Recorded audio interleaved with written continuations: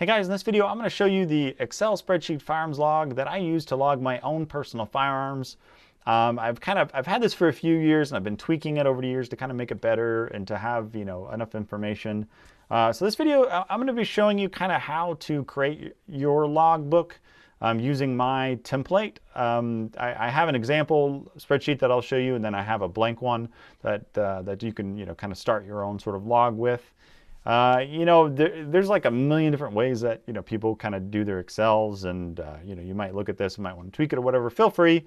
If you're not particularly versed in Excel, you'll probably want to watch this and see if you know Excel really well. I'm going to just kind of say a lot of stuff you might already know, but let's go ahead and jump into this, and I'm going to show you how I log my firearms, kind of how I have it set up, and why I really like this method. I mean, really the best part about it is it's free. You just have to have Excel, or maybe you can use Google Spreadsheets. And I'm going to make this available to everybody. This isn't going to cost anything. If you want a copy of this, there's going to be a link to it in the description. So here we go. This is an example of how your spreadsheet could look once you log some guns, have some guns put in here. Milsurp rifles, I categorize these into 4 different sheets. So Milsurp rifles, commercial rifles, Milsurp pistols, commercial pistols. I mean, you can delete any one of these if it doesn't pertain to you. If you don't want to collect commercial guns or anything like that, you can feel free to delete these. Now these are columns up top, and the way I sort of categorize these, you have model, make. I combined year with make because it's sort of optional to me whether or not you want to put that. Sometimes it's important, sometimes it's not. My rule of thumb for putting the year on there is if it's written on the gun. So like with Kennedy AKs, often it's very clearly written on top, or on something like Japanese firearms or whatever, it might not, the year's not really on there, so I don't have to worry about it. So the year is really optional, but you can add that. Of course, serial, I got a bunch of just sort of fake serials in here. Now there is an NSN here, so that stands for no serial number. There's a legend over here to the right where it kind of says what stuff is. So here, NSN is no serial number. So, pre-1968, it's possible for firearms not to have a serial number. Firearms don't need to have a serial number if they were made before 1968. Oftentimes with Milsurp guns and some really old guns, you really won't have a serial number. So if it doesn't, you just put this NSN. Otherwise, just put the serial number as needed. These two rows, or these two columns here, approximate value and purchase price. This is something that I started doing, luckily, fairly early on. So I kind of know all of the purchase prices that I have. If you can't remember, you might just want to guess or something like that. I like to have both of these values in here because that gives me a sort of an idea of, say, how good of a deal I got on a certain gun, or maybe how much the collection has appreciated. Some of these guns I've had for over 10 years, and it's cool to be able to see how much certain guns have appreciated, how much of a good investment those are. So you just want to add these. With this approximate value now, you really want to be realistic. You don't want to just set the highest possible price. I like to think of what a certain Milsurp could get realistically fairly easily. I don't put a super high price in here, so that's just up to your best judgment to put what you think is a fair price. And then the last row here, just as the pound sign, this is for the number. This helps keep track of the number of firearms that you have. So pretty much, when you make a row, you just put a 1 here, and that adds up here at the bottom. So you can see now, some people, I've seen some spreadsheets where they have a column specifically for the country or for the nation. Instead, I just sort of make a row. I have these little alphabetical kind of headings here in the spreadsheet. This is just how I chose to do it. If you want to modify this, and add a row specifically for country, feel free to do that. But I prefer it this way, and then I just sort of have this, miscellaneous section. Now this miscellaneous is just sort of a catch-all. It's for guns that I like to put that maybe have sort of, mixed nationalities. Maybe it was made in one country, but it went and it served in another. You're not sure, so like maybe like a Type 56 that would have, served in multiple countries, or an M95, that it was again is in multiple countries. You don't really know exactly maybe who it was, unless you're Aaron, and you could just say your M95 is Bulgarian and whatever. But I just kind of threw them down here just to kind of show you. So at the bottom, I have these pretty simple formulas that just add up everything in this row. So here we have the total sort of purchase price, and it's kind of interesting to see, you know, how this really does add up. So this is the total, you know, total approximate value of the Milsurp rifles. Now for commercial rifles, I don't really care. I don't have a nationality sort of heading in here. So commercial rifles, commercial pistols, I don't care. I just put them in here.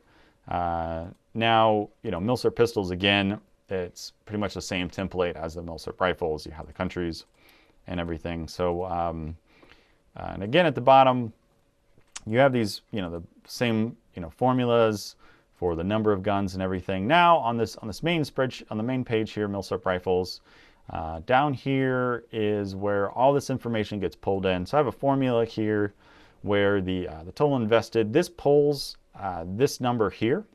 So the total, or this number here, sorry, the total invested of all the pages. So this adds up the total invested amount from all the pages. So you can see on this example page, there's, you know, almost 14 grand you have invested in, you know, in all these guns here. So, and then similar thing with the total worth. This is, you know, approximate, you know, worth of the whole collection.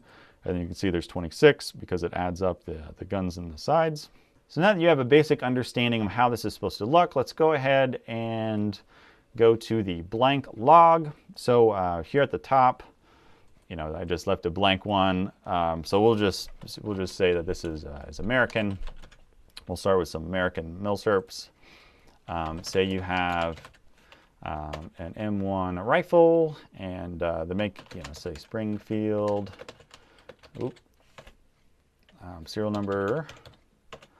M1s, let's just say it's about 1,000. Say you bought it for 800, you did pretty well. And then you want to add, you know, the number for it. That's pretty much how that goes. Now you're going to want to insert from now on. You're going to run out of rows here, so you want to go ahead and right-click over on the side and hit insert. Say if you wanted to go ahead and start on your next nationality, what you want to do is just click up here and then click on the brush for Format Painter, and you can click here, and that just copies the way that heading is. And let's just say British, and models is going to be a number 4. I don't know, BSA 1, 2, 3, 4, 5. Approximate value 500. You paid 500, and that's pretty much how that goes. Now some of these formulas are going to get a little confused as you're adding these. So you'll probably want to come down here and click on this formula. So this is just, you know, sum. It adds up everything in between these two. So you want to go ahead and change this one to D4 and make that go down to D6. Hit enter, and there you go. And you can just click on this bottom right here to drag this over, and that will automatically do the one to the right of it. So now you can see this has a total for both of these already. You might want to double check that these are pulling from the correct sheets as well. But that's just how this goes. Oh, we got to fix this guy here. Let's see, F4 to F6. There we go. So we have the correct total. We have 2, total guns 2. And then we have the correct amounts here. So that's just pretty much how this works. You're just going to go ahead and populate your guns. It's, you know, it's pretty repetitive. Just, you know, right click, insert over and over again. Remember, Format Painter is your friend to make sure that, you know, if something doesn't look right, you know, you can just use the Format Painter to make sure that, you know, everything is the same, you know, format all the way around. So again, here's an example of what it should sort of look like once you're done. I mean, there's a lot of functionality in Excel that I'm not even touching on here. I mean, you can add a link, like for each gun, you could have a link to an external page of maybe where you have pictures somewhere online, you know, of each specific firearm if you wanted that. Gosh, there's just so many things you could do. One of the good things about this is that I mean, the main reason why I started doing this is so like if anything happened to me, my wife would know exactly how much everything is worth. So if she had to sell this stuff, like she won't get ripped off. Again, that kind of goes back to making sure that this is a fair value, something that's actually attainable, could be sold for. Now, this could also be really good way of cataloging your firearms for an insurance policy of the total worth of of your whole collection. Let me know if there's anything I missed in here, or maybe if there's something that I haven't thought of yet that could make this a lot better. I'm really curious on if I can make this any better. I've been using this for a few years. It's way better now than how it looked in the beginning. So I'm really curious if you guys have any other ideas. If you use this, let me know. I would just like to know how many of you guys out there are using this, and if you like it. Again, it's free. A link will be in the description to download it if you want to use this. I do highly recommend it. I like this sort of digital version, other than writing it down. Maybe again, I'd recommend like either storing this on the cloud or having this more than just on your on a computer. Keep a backup copy of this just in case. But thanks so much for watching, guys. I really appreciate all you guys watching and subscribing and everything. It means a lot to me. Thanks so much, and I'll see you next time. Thanks.